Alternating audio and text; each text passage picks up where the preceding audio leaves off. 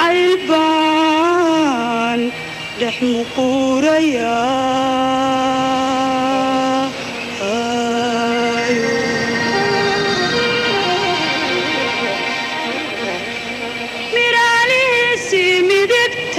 قاليو موجد با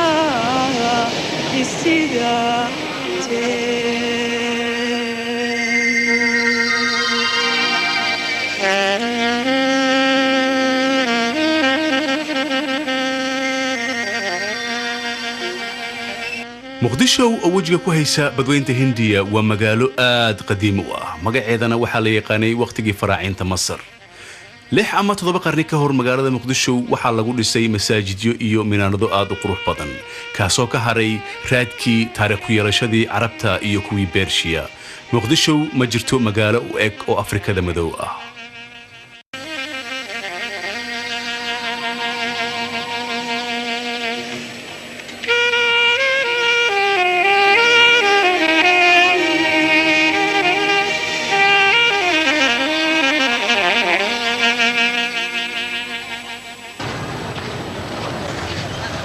maanta Muqdisho waa caasimada Soomaaliya dhismo casri ah iyo kuwa kale oo aad qadiim u ah dad badan iyo gawaari kala duwan ayaad ku arkaysaa meel walba waxaad kaloo aad ku arkaysaa magaaladan Muqdisho ganacsiyo aad u tiro badan oo dadku ay ku kala iibsanayaan alaabo ay isticmaalaan maalin walba kuwaasoo isugu jira alaabooyinka guryaha cuntada iyo waxyaalo aad u kala badan oo kala duwan Soomaaliya waa wadan xor ah laga soo bilaabo sanadkii 1960kii waana wadan aad u weyn oo leh xeebaha kuwa ugu waaweyn ee Afrikada xorta ah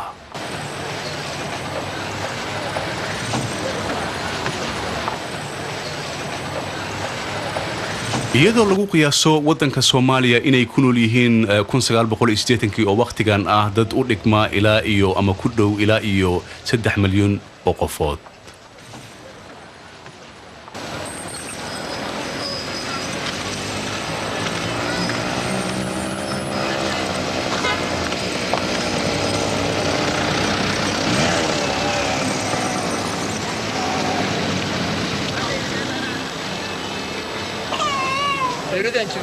magaalada aad ay u ballaaratay waana loo jeedaa halka saac ama 7 subaxdii xafiiska milishiibiyada ama dawladda hoose ee magaalada Muqdisho saad u jeedaan dadka waxay saf ugu jiraan dhulbixintii milishiibiyada ee Muqdisho ay ku sameeyso dadkan oo isugu jira qaxooti dad reer guura ah oo go'aansaday inay magaalada qayb ka degaan rabana in loo fududeeyo si ay u dhisan lahaayeen dhulka la siiyay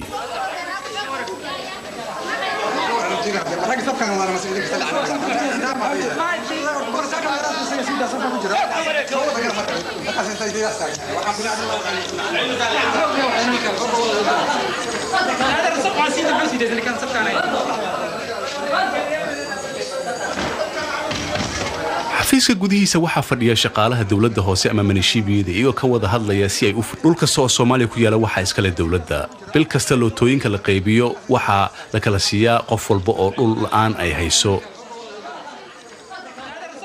dhul kasta oo Soomaaliya ku yaala waxa iska leh dawladda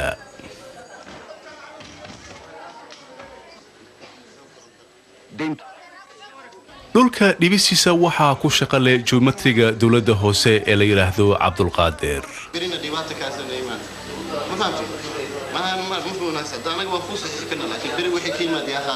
shaqooyinkan aan qabano waa shaqo socota maalin walba saad u jeedaan dad badan ayaana sugaya annagu shaqadeena waa in aan dhul siino iyaga ayaa guryaha dhisanaya dhulka ugu yar aan bixino cabirkiisa waa 13 lagu dhuftay 3 mitir kan ugu weyn cabirkiisu waa 20 mitir lagu dhuftay 20 dadka aan siino aad ay u yeerahay dadka intooda badan waxay u rabaan dhulka iyagoo doonaya inay ku aqal galaan ama ay ka guuraan xaafadaha qadiimka ee magaalada Muqdisho iyo waxa kale oo jira dad dhulka baadiyaha ka yimaada arkana markuu ugu horeysa Muqdisho rabana inay ku noolaadaan dhibaatooyin badan ayaanu kala kulanaa dhulbixintan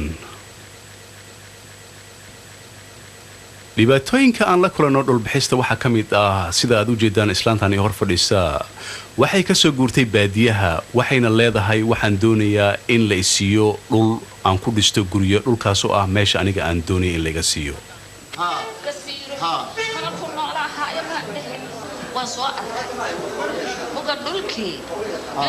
markaan weydiiyey dhulkii aan ku siiyey maxaa ku dhacay waxay leedahay dhulkaad isiisay aad ayuu u fog yahay ma tegi karo dhibaatadiisna way badan tahay ee waxaan doonayaa meel dhow inaad isiisid aan kuu duceeyey waa inaad ii dhaqsataa mar dhow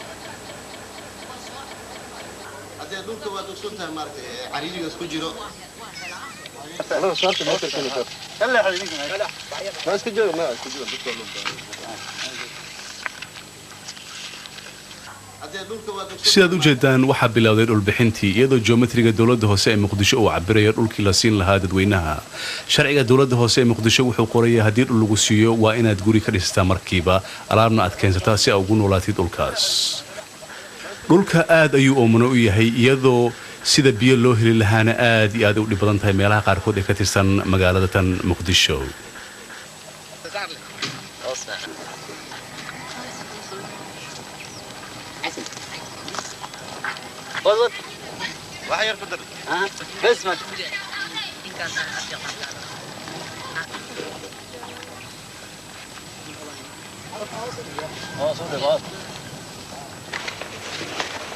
Adesso questo è già esecutivo. talyaaniga ku nool magaalada muqdisho ilaa iyo waqtiga isticmaalka waxaa lagu qiyaasay inay ahaayeen ilaa iyo 40,000 sanadkii 80meeyadii waxa kaliya oo ku haray dhowr boqol waxaa jira nin talyaani ah oo la yiraahdo Garfagnano wuxuu qaatay dhalasho Soomaali ah isagoo diinta muslimkana qaatay iyo geometriga la yiraahdo Carlo Bertini oo ka yimid magaalada Reggio Emilia dalka Talyaaniga isagoo u shaqeynaya dowladda hoose ee Muqdisho Questo è il bozzetto. Sì, questo è già esecutivo. meeqa sano ayaad u shaqaysaa dowladda hoose ee Muqdisho maanta ma bilaabay shaqadan 1936 ayaan shaqada igu horeysay say ku dhacday ilaa iyo waqtigaas inaad shaqadan joogtid aad ayaan uga helay magaaladan maxaa dhacay Soomaalidu ma baran miyaa shaqadan maalintay bartaan waan ka tegayaa wadankan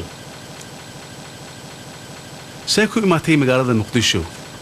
waxaan muqdisho imid 1936 anigoo u imid dagaalkii Itoobiya iyo Talyaaniga dhexmaray awgiis markii dagaalku dhamaadayna halkan ayaan iska joogay waxaan shaqo ka helay dowladda hoose ee Muqdisho ama minishiibiyada iyadoo shaqada la bilaabay December 1936 kowdii Janaayo 1937 waxaa albaabada u furmay dadweynaha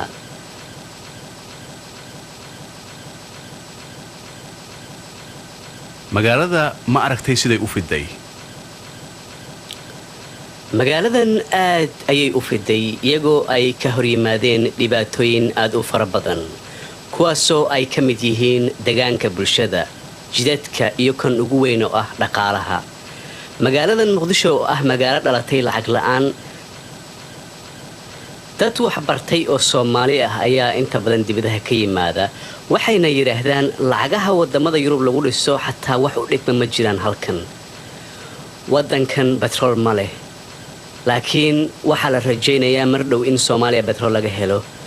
kullay hadii petrolka la helo waxa loo maleynayaa dhibaatooyinka haysta wadanka Soomaaliya qaas ahaan magaalada Muqdisho inay isbedeli doonaan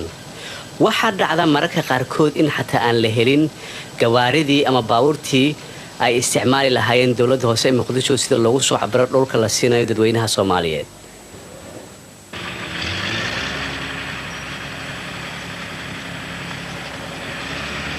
dhismahan aad u jeedaan waa sarta minishiibiyada ama dowladda hoose ee Muqdisho waxay ahaan jirtay dhismihii laga xukumayay 10kii sano ee u dhaxaysay 1950kii ilaa 1960kii xukuumaddii ku meel gaarka ee Talyaaniga loo yaqaanay Fiduciaria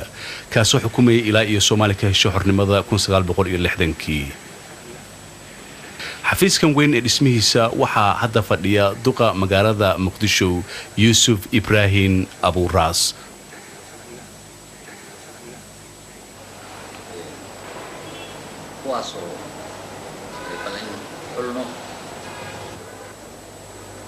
طبعا halkan hadaynu xafiiskan u noqono xafiiskan wuxuu leeyahay taariikh aad u dheer sidaad la socotaan waxaa degnaan jiray wakiilkii dowladda Talyaaniga u qaabilsanaa ku meel gaarkii xornimada Soomaaliya anigu waxaan xafiiskan ka shaqeeyaa muddo 5 sano ah shaqadeydana kama duwana shaqo kasta uu qabto duq magaalo ama siindeko meel alla meeshu adduunka ka jiro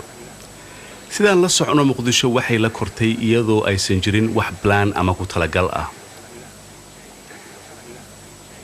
waana magaalo uu geedaha xagaarku ku yeelahay qoraxduna ay aad u kulushahay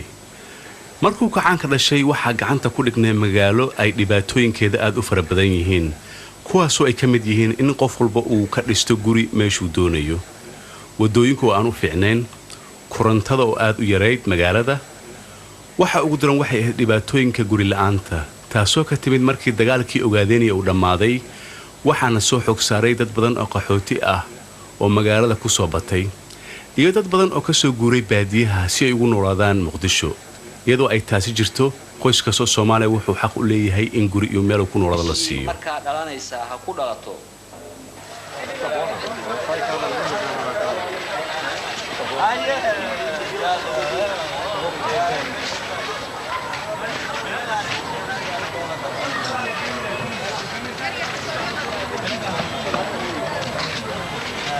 Soomaaliya waa wadan aad faqiir u ah dadka waxa soo gasha lacag aad u yar waxaana ka arkaysaa dadka Soomaalida markay suuqyada ay tagaan inay wax soo iibsadaan aad ayay ugu adag tahay lacagaha adag ee ama lacagaha qalaad Soomaaliya waxay ka soo gashaa dhoofinta kalluunka muuska iyo xoolaha nool lacagtaas oo ay ku bedeshaan batroolka looga baahan yahay wadanka Soomaaliya warshado sida u fara badan male waxa laga yaabaa inay ku yeelaan dhowr warshadood kuwaas oo soo saara dharka iyo cuntooyinka ay isticmaalaan dadweynaha Soomaaliyeed ee ku nool magaalada Muqdisho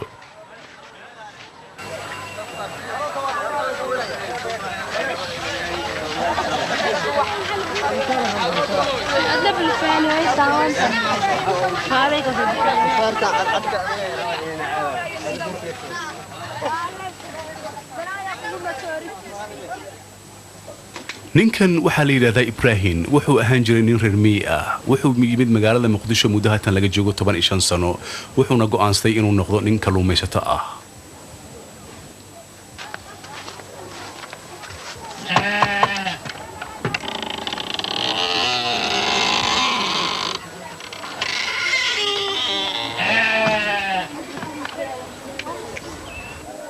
waa kan ilmahayga iyo xaaskayga gabadhaydan waxa la yiraahdaa Xaawo Qaasim 9 sano ayay jirtaa gabadhan kale waa Boosteeya oo macnaheedu yahay tan wax walba isku dubarida 12 sano ayay jirtaa Yariistan waxay jirtaa 6 sano sanadkii koowaad ee iskuulka ayay bilowday tani waa xaaskayga oo 30 jir ah iyadoo aan ku guursaday da'aad u yar iyo Qatra iyo Madiina oo 8 iyo 14 sano kala jira intaasi waxay ahaayeen qoyskayga oo ka kooban 5 gabdhood iyo xaaskayga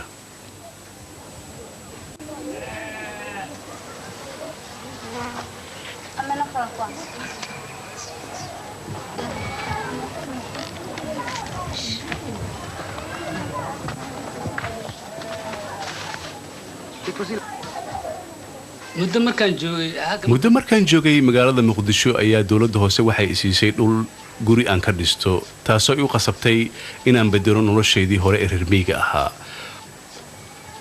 markii guriga dhismihiisa bilaabay waxa ii suurtagashay inaan guursado oon xaas iyo caruur aan yeesho si aan nolosheeda waxaan uga bedelo hal qol adoo kuna nool 4 qofood oo qaraabadaada ah nolosha soo dhib ma ahan Ibrahim haddaad u maraysid nolosheeda inay adag tahay waxaa fiican lahayd inaad aragtid saxaaraha oo ah dhulkii aan ku dhashay kuna soo koray intaanan imaanin Muqdisho ilaa wuxuu ku kacay 6,000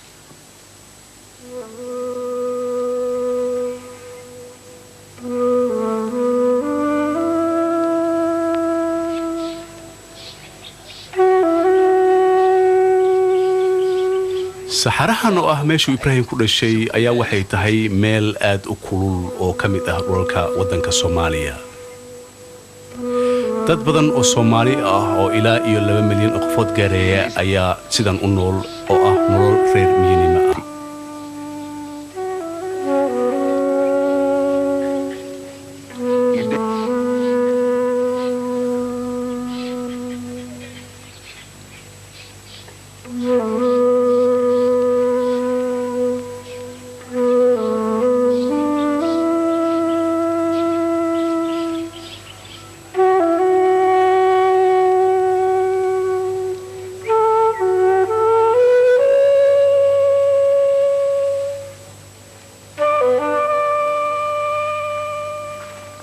سيلا ياي نبد ملا رونو ها عرورتا سيين لغن تهي هاي واسدا واسك فعين سوما ها. نونوغو كورم نونوغو نونو waa laba haweenaydan iyo carruurteeda waxay sugayaan raggoodii oo sahan meel dheer u aaday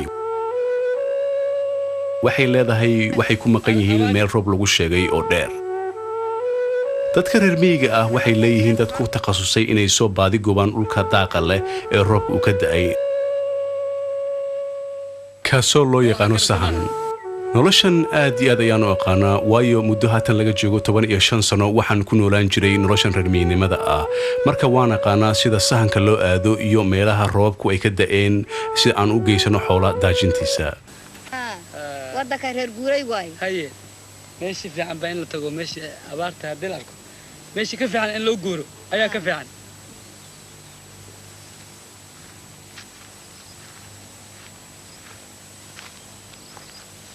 ملا فايا والله فاهم هاي نود صلوا مرون هاي أضياء هاي نود حالها هاي هالك ما هي له كان وحواي وكلون دون الوسارة ملا والو برا. ها ها توبرت جليسة والو برا هاي نمشي أنا نقي halkan waxaan u soo dhowaanay dhul xeebeed iyadoo aad u jeedaan dadkii reer miyiga oo haysta kalluun ay soo dabteen kaasoo ay ugu yeerayaan libaax أيا badeedkii كيف عن markaan u sheegay in business ama ganacsi laga samayn karo kalluunkan aad soo dabataan waa ila yaabeen markaasaan waxaan u sheegay bal anigay eega waayo muddo haatan laga joogo 15 sano reer miyi ayaan ahaan jiray haddana waxaan u wareegay magaalada muqdisho anigoo ka samaynaya ganacsi aad u fara badan oo ku saabsan kalluun dabista iyo sida loo iibiyo قبها مايا دون الوسارة ها والو برا حاجة لقاها لهذا أنا كبرنا tuuladan la yiraahdo dadkan si fiican ayaan isu fahanay anigoo ah qof dhul saxaara ah ka yimid haddana dhibaatooyinkeenu waa isku mid si xataa kalluun loo dabto ma aqoonin markaan muqdisho tagay waxaan u tagay hay'ad kalluumaysi kaasoo ay ugu bareen sida loo kalluumaysto markaa ka bacdi aad ayaan uga helay waxaana bilaabay shaqada kalluumaysiga waqti badan ka bacdi sanadkii hore waxaa la ii doortay maamulaha kalluumaysiga ee shirkaddan aan ka shaqeeyo maamul guud faraha aan ku hayo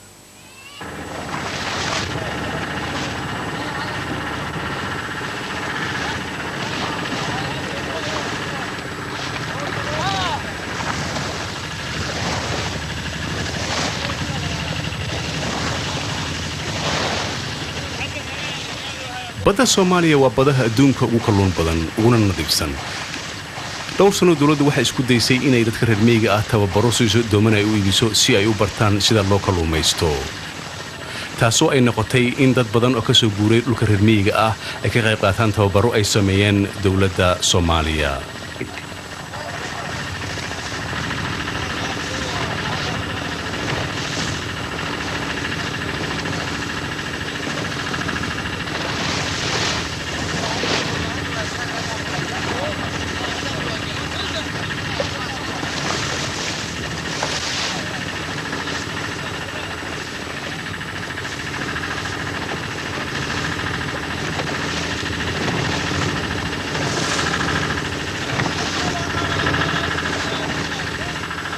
reer miyinimada waa dhibaatooyinka ugu weyn ee dalka Soomaaliya haysta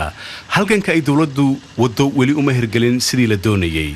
boqolkiiba 70 dadkii reer miyiga ahaa ee xeebaha la geeyay si ay uga shaqeysaan 1975tii markii roobkii ka bilowday dhulkii ay deganaayeen ee reer miyinimada ahaa gadal ayay ugu laabteen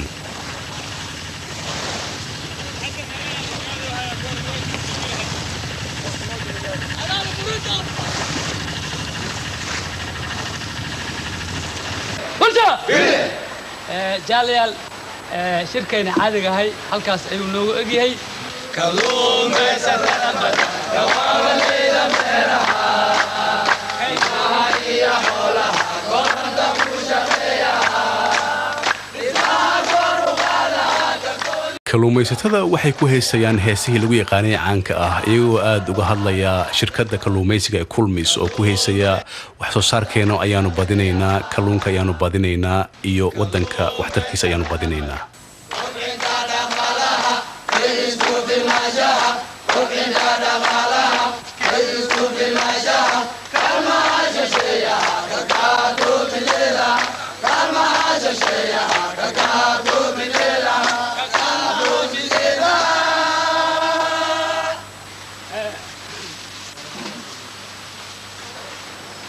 haddana waxaan sidaas ayaan waxaan rajaynayaa inaad aad ku adkaysano talabaad wax soo saarka ah kulankeenii caadiga ahaa ee khamiis walba maanta waxaan kaga hadlaynaa sidaan u xoojin lahayn wax soo saarka una midoobi lahayn si aan shirkaddan wax soo saarkeeda u kordhino isku filnaanshan aan u gaarno sidaan la socotaan qof walba oo shirkaddan u shaqeeya wuxuu ka yimid meelo kala duwan oo waddankeena ka tirsan iyagoo u yimid inay bartaan sida loo kalluumaysto si ay wax u qabtaan qoyskooda iyo waddankooda sidaad la socotaan waxaannu ka hadalnaa waxyaabo aad u fara badan oo isugu jira imise kalluun ayaa la soo dabay faa'iidada waa imisa sidaan u kala qaybsanaa nimanka aan keenayn adinka war maadaama anaga shay halis aan ku dhex jirno aan ku dhex shaqaynayno waxa dhaci karto in sidaad u jeedaan waxaa bilowday su'aalihii ay kalluumaysatada weydiinayeen guddoomiyaha iyo maamulayaasha shirkadda iyagoo ka hadlaya dhibaatooyinka ay sheeganayaan marka anaga arrimahayna waxaa la rabaa inaad si fiican ad u baartaan magarad yacni dhinaca oo sukurasyoonaan ka hadlaa markii anaga dhibaata ina soo food saar taas kaleyaan ka hadlaa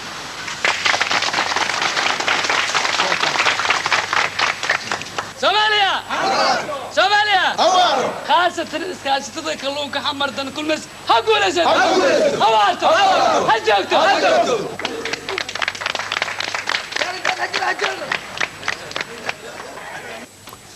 ibraahim ma u hilowday noloshaadii reer miyinnimada mararka qaarkood ayaan soo xasuustaa laakiin noloshayda ayaa aad u wanaagsan ee dhib ima hayo waxyaabo badan ayaa noloshayda iyo tan qoyskayga iska beddelay laakiin iyadoo sidaa ay tahay haddana qof walba meeshuu ku imaaday waa u hilowdaa waana jecel yahay maalin uun ilaahay hadduu yidhahdo inuu ku laabto dadka kula shaqeeya ma hiloobeen iyagana ilama aha aniga ayay ila mid yihiin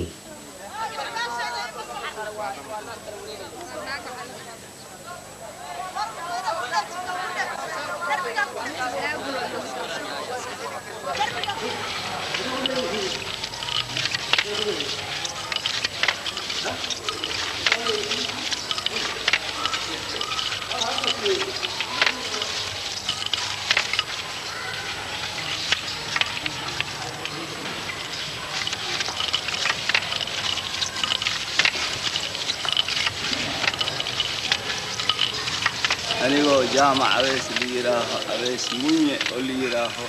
oo iska ma u jeedaan wiilkan yar maalintii oo dhan hor iyo gadaal ayuu u socdaa asagoo gacanta ku haya qalabka tarashka waxaa dhacda in mararka qaarkood dadku ay yidhaahdaan wiilkan aad ayuu u yaryahay shaqadaasoo kuma cusla anigu laakiin waxaan u malaynayaa wiilkan qof nasiib badan waayo 45 sano ka hor markaan bilaabay isla shaqadan wiilkan yar samaynayo ma jirin qalabkan aan hadda adeegsano shaqadan aad ayay u adkayd waayo qorax iyo dabayl ayaanu ku shaqayn jirnay ma jirin meel sidan oo kale ah markuu roobka da'ana alaabta aan samaynay oo dhan way naga halaabi jireen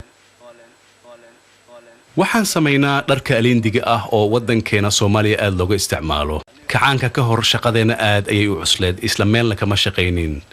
waxay dantu nagu qasbi jirtay markaan aliindiga samayno inaan beec ama qof naga gata u raadino suuqyada laakiin hadda dawladda ayaa naga iibsata wax walba aan soo saarno xisbiga hanti wadaagga ayaa go'aankaasi gaaray waana isla shaqaynaa faa'iidana waa kala qaybsanaa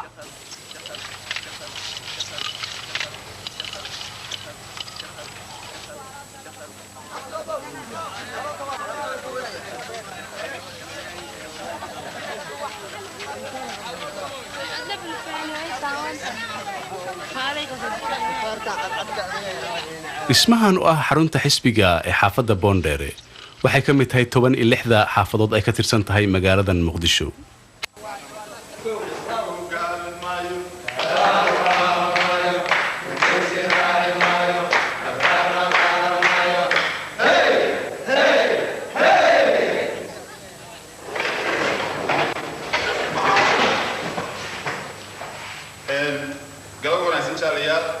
maanta waxaan shirkan uga hadlaynaa qabanqaabada dabaaldega 1 Maajo ee ah maalinta shaqaale weynaha adduunka waxaan kaga hadlaynaa shaqooyinka ay qaban lahaayeen xaafaddan Boondere sida aan u noqon lahayn xaafadda ugu horeysa ee ka qayb gasha dabaaldega 1 Maajo marka ugu horeysa in aan samayno samaysa riwaayad kooxda markaan samayno masana in la sameeyo guddigaas aanu sheegnay la sameeyo si dhaqsaa loo sameeyo hawshoodana ay bilaabaan inshallah gudoomiye arrintaas aan wax ku kordhin lahaa maadaama sanad walba magaalada muqdisho waxaa ka dhaca dabaaldeg aad iyo aad u weyn oo lagu xusayo maalinta shaqaale weynaha adduunka ee 1 Maajo waxaa ka soo qayb gala 16 xaafadood ay ka tirsan tahay magaalada muqdisho xaafadan Boondheer oo ah xaafadaha ku yaala bartamaha magaalada muqdisho ka qaybgalka bisha 1 Maajo waxay tahay mid aad dadku ay u faraxsan yihiin iyagoo ka qaybgalaya mahrijaano ku soo bandhigayaan cayaarihii hidaha iyo dhaqanka Soomaaliyeed marka isku duwadridka loogu talagalay bishan 1 Maajo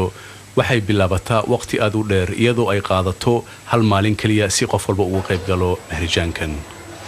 qodobadaas oo ka kooban sidaan hore u sheegay 12 qodob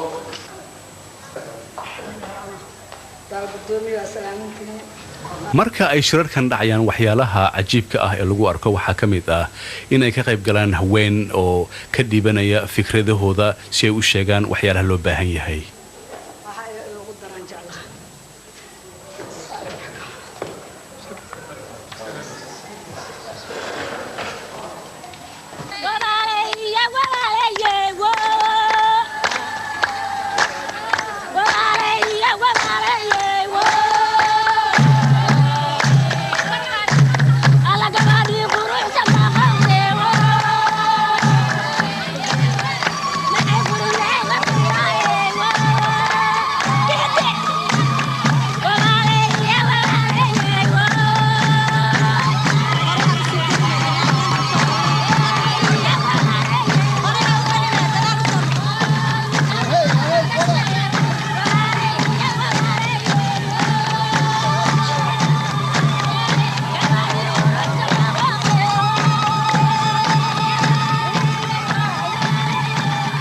kowda Maajo magaalada muqdisho waxaad ku arkaysaa sawirro aad u badan kuwaasoo ka sheekaynaya raggii soo u soo halgamay hanti wadaaga oo isugu jira Lenin iyo Marx oo lagu soo bandhigo magaalada tan muqdisho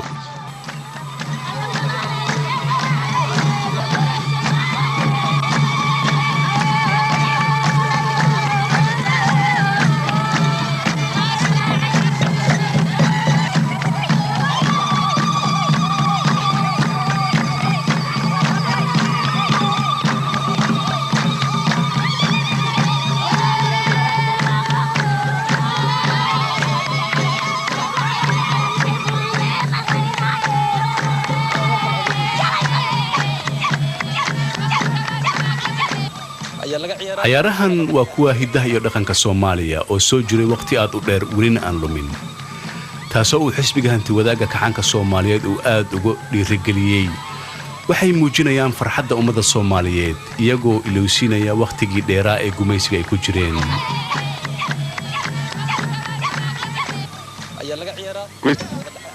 ciyaarahan waxaa aad looga yaqaanaa gobolada Banaadir iyo Jubbooyinka iyo Shabeellooyinka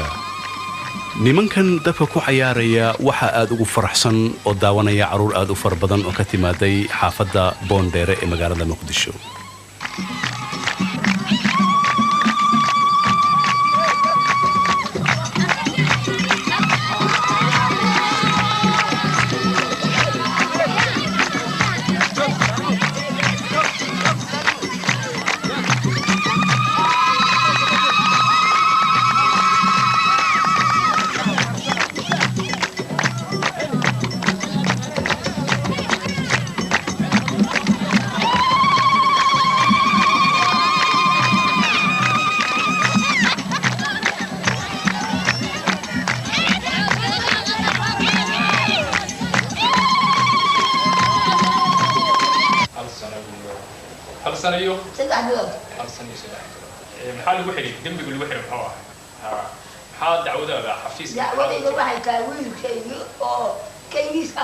waxaan u imid xafiiskan ayay leedahay islaantan iyadoo wiilkaygii la xiray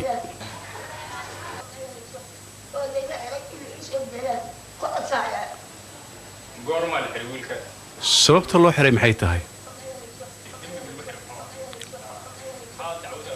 qamri ayuu cabay dadna wala dagaalay markaas ayaa booliisku soo qabteen oo xabsi weyn u taxaabeen oo maxaa doonaysaa hadda in lagu sameeyo wallaahi ma aqaan in liisoo dayaa doonaya waxaan isku dayaynaa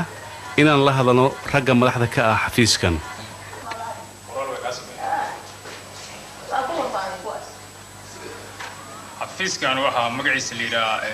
xafiiskan waa xafiiska nabadgelyada ee xaafadda boondheere shaqooyinkeenna waxay u badan yihiin inaannu dhammayno arrimaha yaryarka ah oo aan u baahnayn inay maxkamadaha gaaraan haddaannu arrimahan wax ka qaban weyno annagoo ah 7 xubnood oo anigu aan madax u ahay waxaannu gaarnaa go'aan degdeg ah maalin walba 4 galabno ayaan kulannaa ilaa iyo waqti dambena waan ku gaarnaa shaqadan arrimaha aanu qabano aad ayay u kala duwan yihiin laakiin kuwooda ugu badan waxay quseeyaan qoysaska Soomaaliyeed iyadoo mararka qaarkood arkaysid nin iyo naag isqabsaday iyo dad dagaalo soo dhaxmaray si aan arrintan u xalino waxaanu dadku kula talinaa inay heshiiyaan isna afiyaan si arrimahan mar kale aysan u dhicin diyaasha kale to xaafadaha intaga u tagtay hay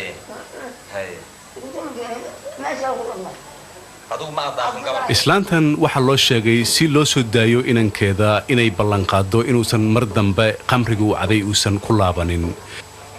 taa waxay u eg tahay mid aad u dhib badan waayo waxay tiri mar walba waxaa la ii sheegaa in la xiro oo meel uu ku jiro si aan wax u sameeyana ma garanayo mar walbana wuxuu leeyahay hooyo mar dambe lagama yaabo inaan arrimahaas aan ku noqdo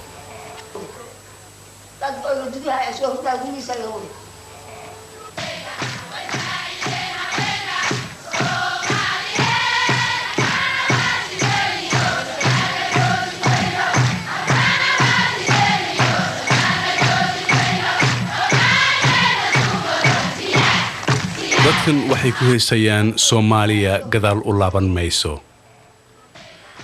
dawladdu waxay jeceshahay inay isu keento dadka fanaaniinta ah iyo dhalinyarada si ay gacan weyn uga gaarsiiyaan xisbiga hantiwadaaga kacanka Soomaaliya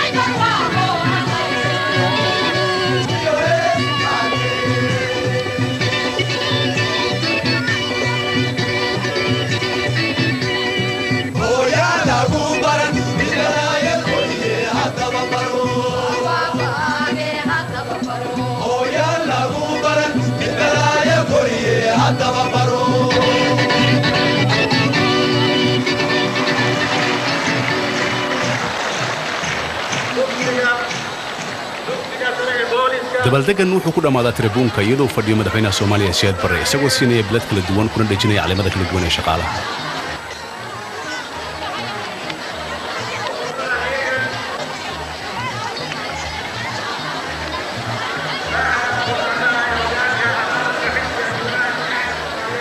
Soomaaliya waxa aad u xumeeyay dadkii ay xulafada ahaayeen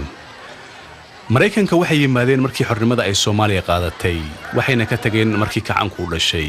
kii Ruushkana waaba ka sii yaraa dawladda maanta waxay isugu yeertaa hanti wadaag iyo wadaninimo oo ah waxa kaliya ay wadankan Soomaaliya uu kaga bixi karo dhibaatooyinka soo foodle iyo kuwa hadda ay ku dhex jiraan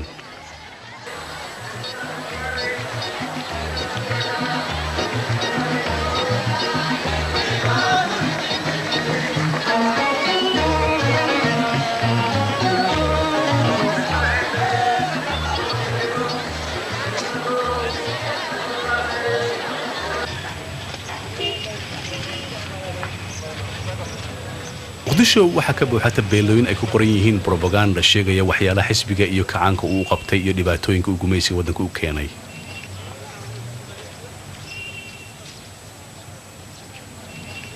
waxyaalaha caanka ah ee muqdisho lagu arko waxa kamid ah geesiga Soomaalida Sayid Maxamed Cabdulla Xasan oo la dagaalamay Ingiriiska Talyaaniga iyo Maxaarada ka soo dhacay 20 sano ugu horeeyay qarnigan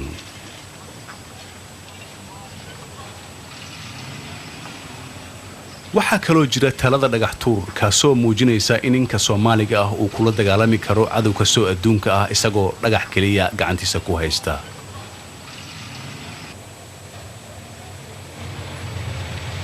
waxaa kaloo aad Muqdisho ku arkaysaan taalooyinka gumaysiga Talyaaniga uu ka dhisay caasimadan. taladan oo loo dhisay markuu socdaal ku yimid magaaladan amiirkii boqortooyada Savoia Umberto ee wadanka Talyaaniga. waxaad arkaysaa ilaa iyo hadda taladan loo dhisay Umberto di Savoia inaysan waxba iska bedelin dhismaheeda. waxaad kaloo arkaysaa guriga loo yaqaano Casa di Fascio oo Talyaaniga waqti hore ka dhisay Muqdisho.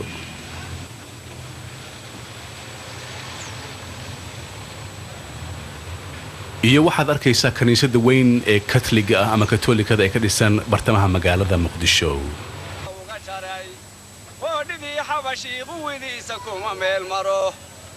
haddii aanay qaban qaabinayn qori ma tuureene haddii aanay qaban qaabinayn qori ma tuureene waxaad u jeedaa gabya Soomaali ah oo la yiraahdo Ibrahim Mirno isagoo ku gabyaya gabyo ka soo horjeeda gumaysiga fara badan ee Soomaaliya soo maray qaasatan gumaysigii Xabashiga.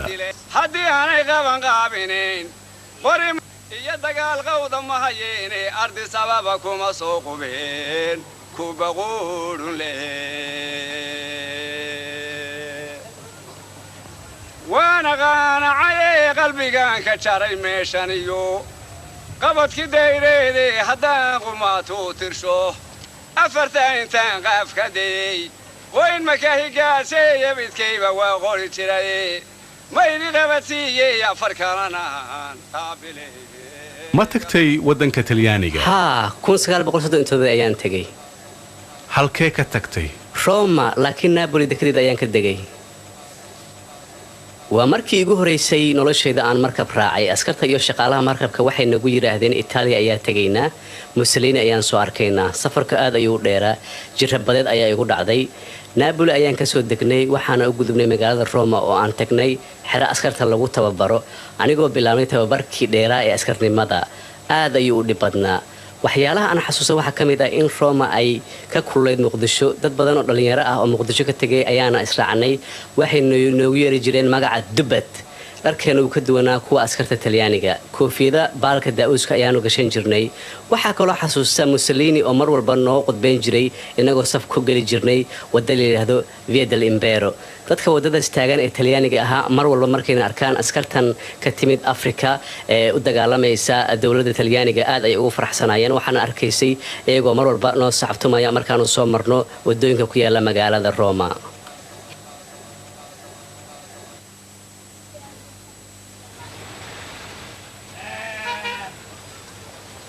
waxa aad wax uga xasuusta waqtiga Talyaaniga ninkan odayga ah oo la yiraahdo Qaasin Hilowle Qaasin wuxuu deganaa Muqdisho waqtigaas waxaana loo yaqaanay nanees aad iyo aad caan u ah oo la yiraahdo Iskifo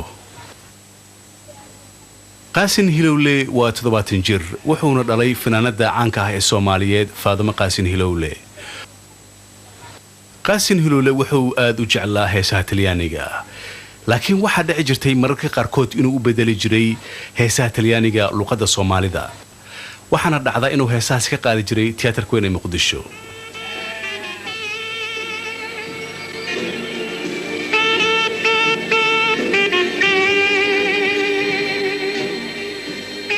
Qaasin waxa aad loogu yaqaanay inuu ku heeso heesaha qabow mararka qaarkoodna waxa dhici jirtay inuu heesahani ka qaado tiyaatarka Muqdisho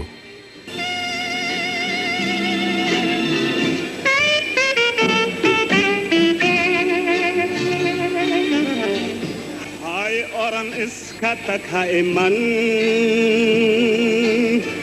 haddaan heebtaadi soo helay hay oran iskataka iman haddaan heebtaadi soo helay hay oran iskataka iman abaar iyo aaran أنكر صوي أرك أبيغان كويان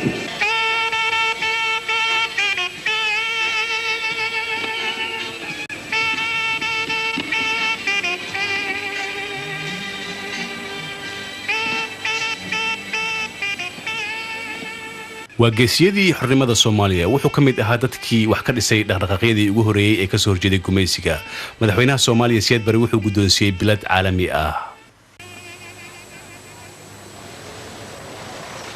goorma magaca Skiffo lagu bixiyay mar walba waxaan ku heesi jiray heeso Talyaani ah waxa aad u jeclaa fanaanka Carlo Ponti hees uu qaadi jiray oo la yiraahdo Skippa marka dhalinyarada waxay maqleen Carlo iyo heesi Skippa waxay u maleeyeen Carlo Skiffo marka waxa dhacay waxa isku ekaaday magacii heesta oo ahayd Skippa iyo dhalinyaradii oo u maleeyay magaca inuu Skippo yahay marka mar walba jidka aan marayo qof walba oo dhalinyarada kamid ah isnaqaan isla heesi jirnay waxay ugu yeeri jireen haye Skippo iska waran maanta gurigaaga waxaan ku arkay diskiyo heeso Talyaani ah aad ayaan u jeclaa heesaha Talyaaniga guriga markaan joogana waan heesi jiray codkayga aad ayuu dheeraa hooyadayna ma jecleen markaan codka dheer aan ku heeso waxaan isku day jiray inaan u heeso heestaagayaasha Talyaaniga oo kale heesaas wax ma ka xasuusataa haa si fiican mana maqashiin kartaa Chitarra d'amor quando sorge la luna nel ciel tutta dorme qua giù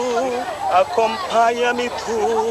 con la tua canzone chitarra d'amor canta ancora la canzone d'amor che ripeta il mio cuore la divina illusione lo so è solamente un'illusione d'amor che svenirà come ruggida nel sol ma basta ciò per far sorridere questa cuore maxaad ka xasuustaa waqtigii Talyaaniga uu joogay Muqdisho waxa igu horeeyay aan xasuusto waa iyagoo furay dugsiyo hoose iyo iyagoo bilaabay garoomo sportiga lagu ciyaaro Soomaalida waqtigaas ma jecleen inay luqadda Talyaaniga bartaan hooyaday lugta ayay marka qaarkood iga xiri jirtay imana ogolaan jirin inaan luqadda barto iyadoo u maleysay wax aad u xun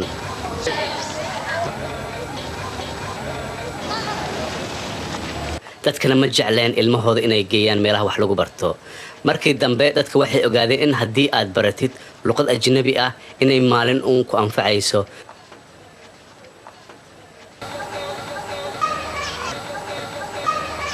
sida daraadeed dad badan ayaa caruurtoodii keenay iskoolada Talyaaniga iyadoo baray sportiga iyo luqadaha oo Talyaaniga ah oo markaas ay dhigayeen macallimiin ka imaaday wadanka Talyaaniga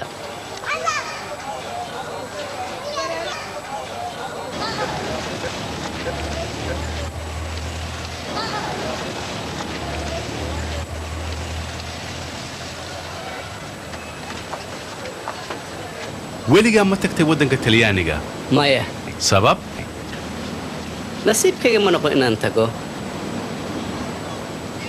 waan jeclaa inaan tago Itaaliya si aan u arko magaalooyinka Venezia Roma Milano Torino see ku baratay luqadda Talyaaniga weligay iskool uma tegin si aan u barto luqadan waxaan ka bartay garaash anoo aad u yar waxaan u shaqayn jiray nin Talyaani oo la yiraahdo Francesco Banano gurigiisa ayaan tegi jiray ninka cuntada u kariya ayaan la hadli jiray ilmihiis ayaan la ciyaari jiray si dhibir ayaan ku bartay hatta waxa gaaray heer inaan aqriyo jaraa'idka af Talyaaniga buugaagta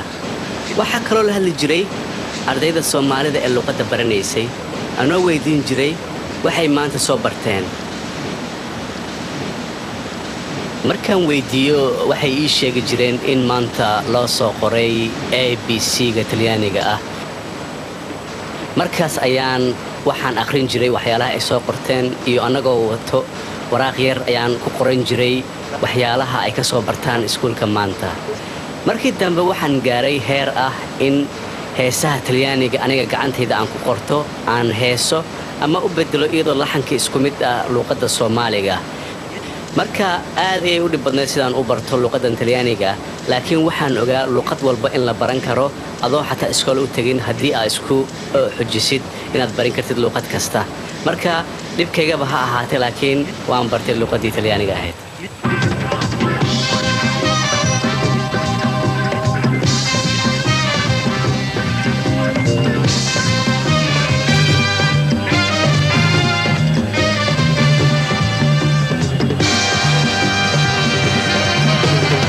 heesihiinii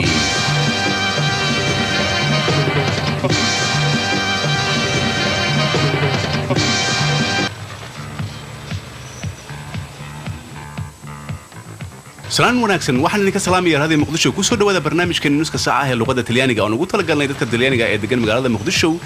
iyo dadweynaha Soomaaliyeed ee ku hadla luqadan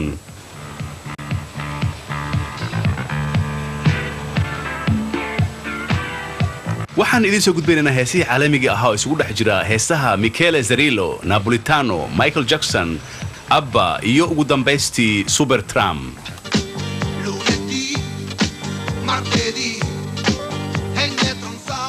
ma waqti badan ayaad ka shaqaysaa raadiyo muqdisho waqti badan ayaan ka shaqeeyaa waxaan shaqada bilaabay Radio Libre Italiana iyo anoo ka shaqeeyay discotheque modern ku yaala ka bacdi waxaan ku soo laabtay Soomaaliya anoo shaqo ka bilaabay Radio Muqdisho qaybtiisa Talyaaniga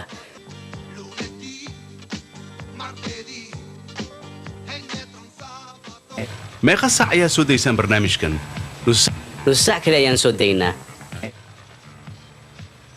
yaa idin dhageysta way kala duwan yihiin dadka Soomaaliyeed ee luqadda ku hadla iyo Talyaaniga wadanka degan iyo dad ajnabi oo luqadan ku hadla iyagoo dhageysta heesaha iyo wararka iyo waxyaalihii ugu dambeeyay ee ka dhaca wadanka Talyaaniga iyo wadankan Soomaaliya ma jeceshahay shaqadan cali aad iyadoo aan anigu qoro barnaamijkan waxa kale oo aad aan u jeclahay muusikada ka baxa barnaamijyadan anigoo doonaya inaan meel sare aan ka gaaro shaqooyinka noocan ah ee radioga iyo inaan noqdo soo saara barnaamijyo kala duwan ee ka baxa radioga Muqdisho ee ku hadla luqadda Talyaaniga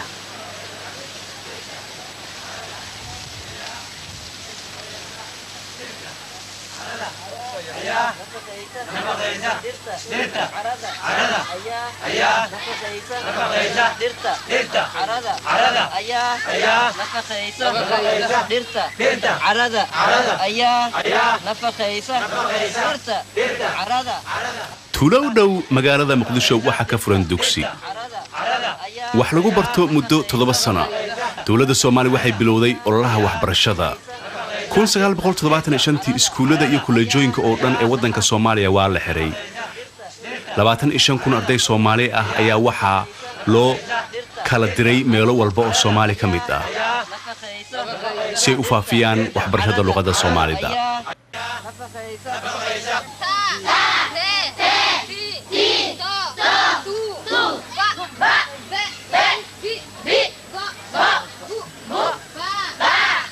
xataa waxaad arkaysay dumar ilmihii iyagoo wata wax baranaya sidaan la socono waxbarashada dumarka aad iyo aad ay u yareen wadanka Soomaaliya qaasatan magaalada Muqdisho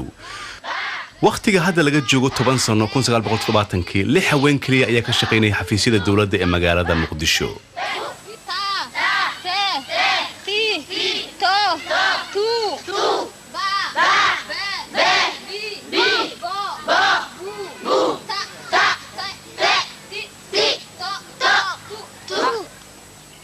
maamulaha dugsiga beesh jambaluul waxbarashada markii hore dalka mataqaana magacaygu waa Maxamed Sheekh Yarow waxaan ahay maamulaha dugsigan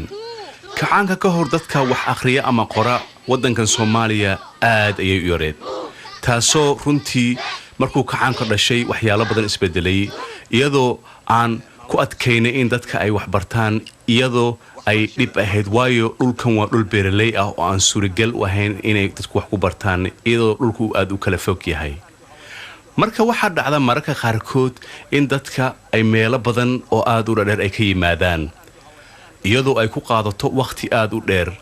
dibna ay ku tahay waayo dadku waxay u badnaayeen dad reer miyi ah iyo dad xoolo dhaqato ah sida wax loo bari lahaana aad iyo aad ayay u adkeed marka ololaha ayaa noo saamaxay inaan wax barno dadkan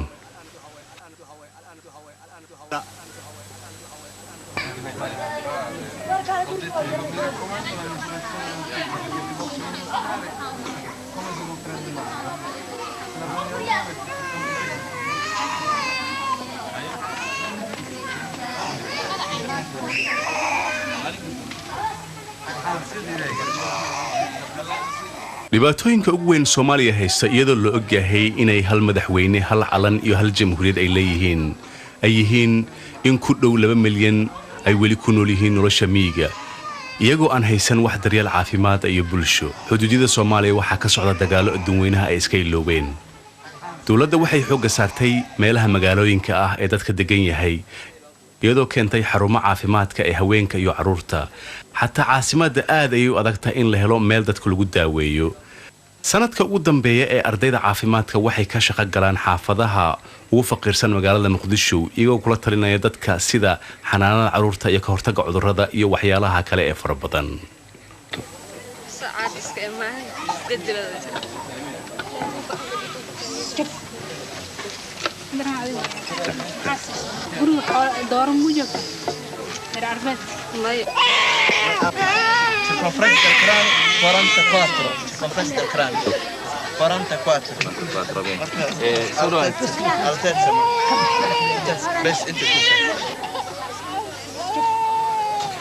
dawladda hantiwadaagga ee Soomaaliya waxay xoog saartay in dadka aan wax lacag ah haysan lagu daaweeyo si bilaash ah ama free ah,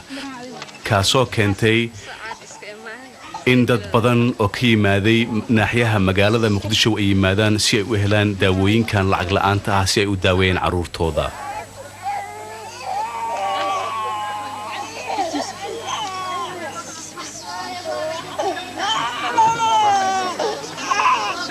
George.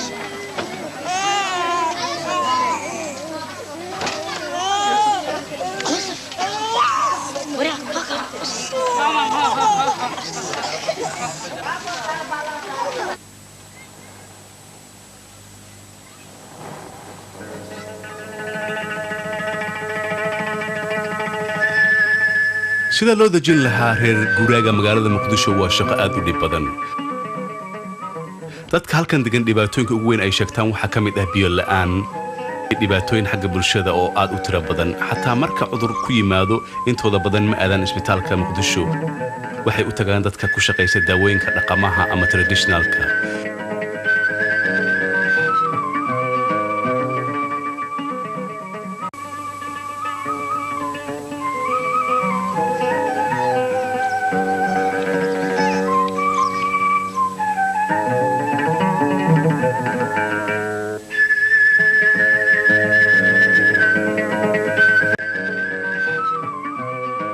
nin ka shaqaysa daawada dhaqameedka oo la yiraahdo Jaamac, ninkaas oo dadka ka tuma cudurka mingiska, ayaa waxa uu yimid Professor Gherardishi oo ah professorka psychiatrika ama cudurka maskaxda ee jaamacadda Pisa ee dalka Talyaaniga.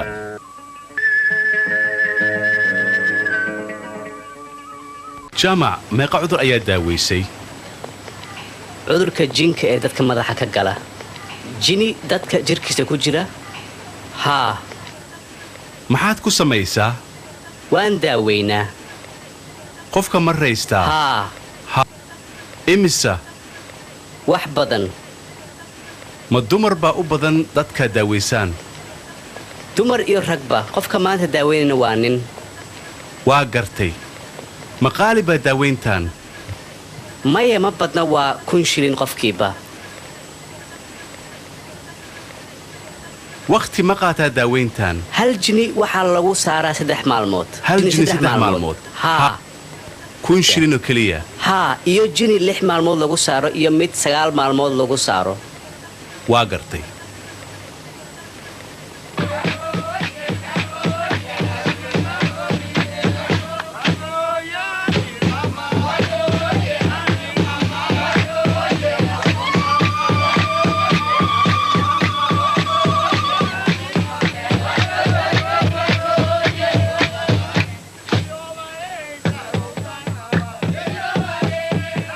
daaweyn lagu bilaabay wiil yar oo maskaxda laga hayo. wuxuu ka yimid qoys reer miyi ah, isagoo soo gaaray magaalada Muqdisho. markii reerkiisa ay kala quusteen daawooyinkii caadiga ahaa ayay waxay keeneen Muqdisho si Jaamac uu jiniga inanka uga saaro ama uga tumo.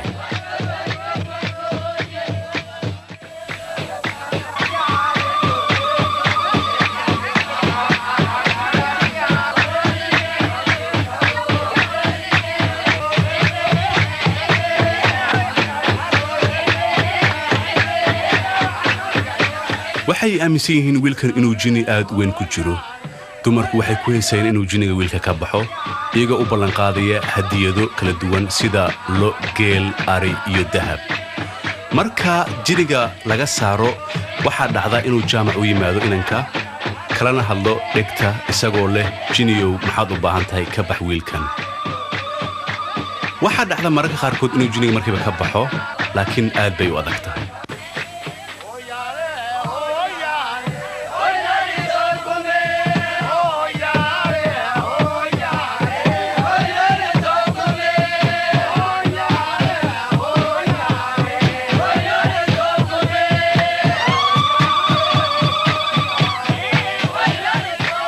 jaamac wuxuu noo sheegay inuu asaga daaweyn karo jinniyada laakiin in jinniga markuu ka baxayo uu ilaah uun ka saari karo wuxuu isku dayaa mararka qaarkood hadduu jinniga ka saari waayo inuu u yeero dad kale oo asaga khibradda aad ugaga sareeya si ay jinka u saaraan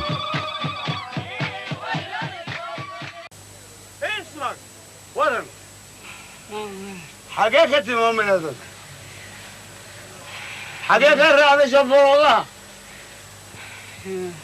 قالك رعب